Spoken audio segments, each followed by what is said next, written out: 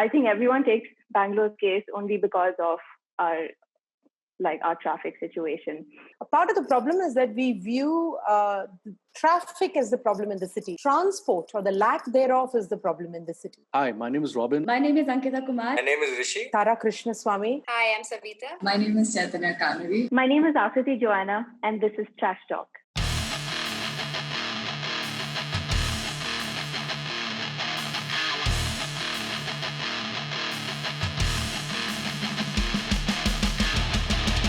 Buses are probably the best way to get around. So actually, when I was younger in college and stuff, I took the bus a lot because, first of all, the distance was a lot and it wasn't feasible for me to take an auto. It was too expensive to do every day. The fact that the bus was there and I didn't have to drive to it and I didn't have to work too hard to find like an auto every day that would take me or a cab every day was actually very liberating, made my work commute a lot easier. As the IT units started being set up along the peripheral areas of the city, the Whitefield, the Outer Ring Road, the Bengaluru area, and the Hebbal area, you don't see the infrastructure development keeping pace with that. The roads are so narrow, you can only have like 3 vehicles with like maybe a foot distance between them. Buses can't even fit in most of these lanes, like these inner roads, and that's the issue with Bangalore. A lot of residential areas have now become hotspots and like pubs and restaurants and stuff. We have a fairly extensive bus system, but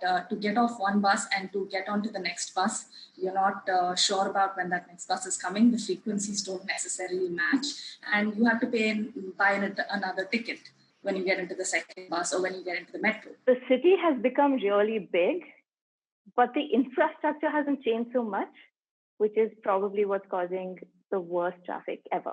Driving to work, walking to work, or renting a bike to work is the same amount of time. It makes people really angry. And there's not much you can do when you're stuck in traffic to really take care of your extreme emotions. I think more than anything, it's just the energy and the time and just this mental stress that happens because of this traffic all around. A part of the problem is that we view traffic as the problem in the city. Transport or the lack thereof is the problem in the city. If you view it as a traffic problem, you start looking at, can I build wider roads, build flyovers? Can I create more space for cars? You start looking at solutions to a traffic problem. When you start looking at the root cause, which is the lack of public transport, then you start thinking about, oh, Bangalore has no suburban trains. Bangalore has very few buses proportional to its population.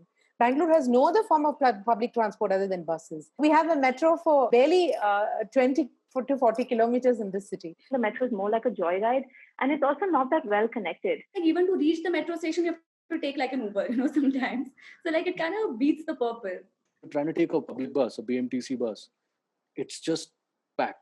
I'm not kidding. I think a lot of times you'll find heads sticking out of the window also. It's so crowded that you won't even want to go. There needs to be a commitment from the government that says we're going to invest in this infrastructure. Our models shouldn't be the American models. Our models should be more eastward looking, where you have really dense cities that function excellently using public transport. They are managing with the high levels of densities they have, and they're continuing to be economically productive significantly due to this fact. So you would not have huge economic losses, environmental losses, and huge health losses that are the negative externalities of highly congested, highly polluting urban transport systems. Right now, Citizens for Bengaluru has fought and gotten bus lanes. These are called bus priority lanes. These are lanes which are reserved only for buses so that buses can travel at higher speeds in order to encourage people to leave their cars out and travel on buses. What would normally take 2.5 to 3 hours can be covered in 40 minutes thanks to bus lanes. It's a good step. It will encourage people to take public transport because buses can travel faster. I also think that this bus lanes thing is a good idea, but then what we've been seeing is that people are flouting it again. Like there are cars on that lane, there are autos in that lane. So I think in general, we need more traffic cops as well, just to kind of funnel the traffic in a better way and stricter penalization if people are breaking rules and stuff. They have to enforce it, they have to put good signs. People need to be educated, especially the bikes, they just come into the lane or the auto rickshaws and they come and block the bus lane. So there's no point in having a bus lane if everybody else is going to be on it.